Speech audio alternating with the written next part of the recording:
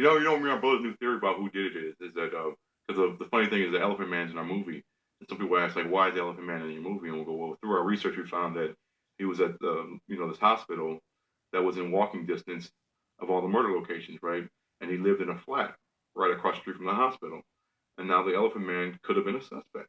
To us, he could have been a suspect. You think about it. He can't get a girlfriend. Nobody wants to touch him. He probably wants to wreak all his vengeance on all these women that just teased him as he grew up. And he's going around with a hood over his head, so there's no real descriptions of him. But think about that big black cloak thing he wore.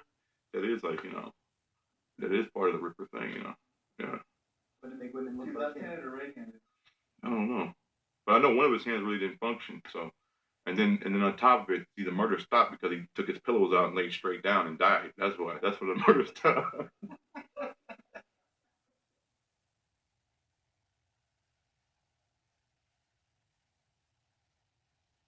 We had a few murders after the Kelly murder, notably on the 17th of July 1889, there was the murder of Claypipe Alice Mackenzie in Castle Alley, Whitechapel.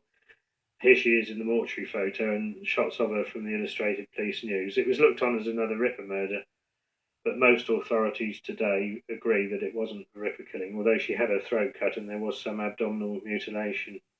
I think there were copycat killings then, is that what you're suggesting? Well, I think she was, again, prostitution. It's a very dangerous occupation, being a prostitute, because they're obviously very susceptible to attack by male clients.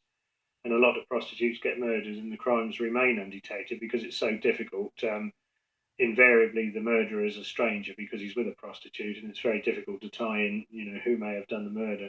So I think they were carrying out a very dangerous occupation, and there was very little chance, really, of finding the person by looking into the relationships of the prostitutes, family and friends and so on, because in many cases, most cases, in fact, where a prostitute's murdered, it's a total stranger who's a client. And I think this is the case here, that the actual murderer, Jack the Ripper, if you like, wasn't known to the prostitutes.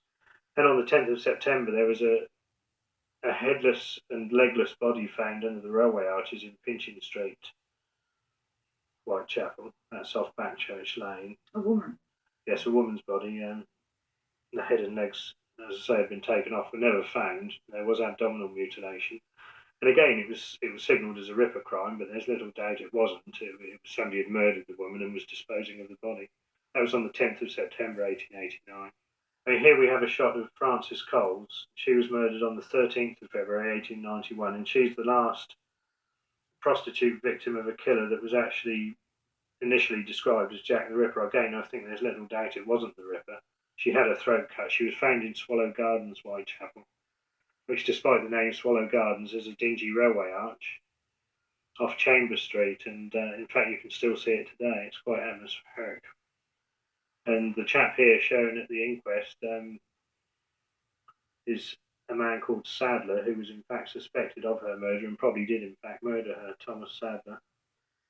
And he was in fact released for lack of evidence, and despite the fact they thought he could have been Jack the Ripper initially, but he was found to be at sea at the time of the Ripper murder, so I think we can safely say he wasn't Jack the Ripper. Next on the list goes Frederick Deeming, the wife murderer.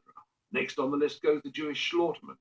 Next on the list goes the backstreet abortionist. Next on the list goes Jill the Ripper. So the list goes on and on and on. Week after week or month after month, we seem to get another suspect. Some of the facts are interesting, some downright bogus. So the hunt for the identity of Jack the Ripper still continues.